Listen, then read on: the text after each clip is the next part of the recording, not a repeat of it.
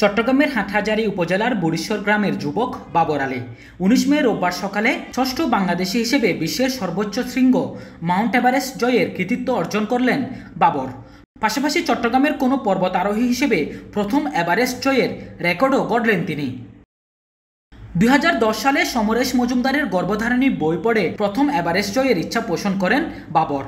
পেশায় চিকিৎসক হলেও পুরোদস্তুর নেশায় একজন ভ্রমণ পিয়াসু বাবর আলীর এভারেস্ট জয়ের অনুভূতি বলতে গিয়ে মা লুৎফুন্নেহার বেগম বলেন, তো সব সময় ওর চিন্তা ভাবনা ও ডাক্তারি চেম্বার করে এভাবে এগুলা করবে না। তার মার মন ওইটা সবসময় আমার মানে মুখ কাঁপতেছে।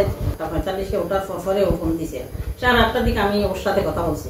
কথা বলার পরে এর আগে আমার ছোট ছেলে ফোন দিয়েছিল 7টার দিকে। ও বলছে যে উষাদি উঠছে এখনো মানে উঠার পথে আছে, টেনশন করতে নিষেধ করছে প্রধান ভাই বলছে।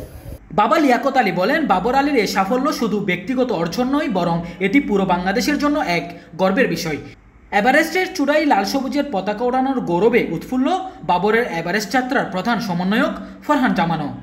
দুর্দান্ত সকাল, একটা নির্ঘুম রাতের পর একটা সকাল এর চেয়ে সুন্দর মনে হতে পারে না। সে 2013 সালে সজল খালেদ ভাইয়ের পর এই প্রথম এভারেস্ট শিখরে উঠল বাংলাদেশের পতাকা, এবং এটা সফল করেছে our very own Babar Ali. So it's a very proud movement for আস।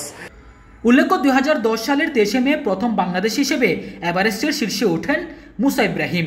এরপর ২০১১ ও ২০১২ সালে দুবার এভারেস্ট জয় করেন এম.এ. মুহিত। প্রথম বাংলাদেশি নারী হিসেবে ২০১২ সালের ১৯ মে এভারেস্টের চূড়ায় আরোহণ করেন নিশাত মজুমদার। একই মাসের ২৬ মে ওয়াসফিয়া নাজরিন জয় করেন এভারেস্ট।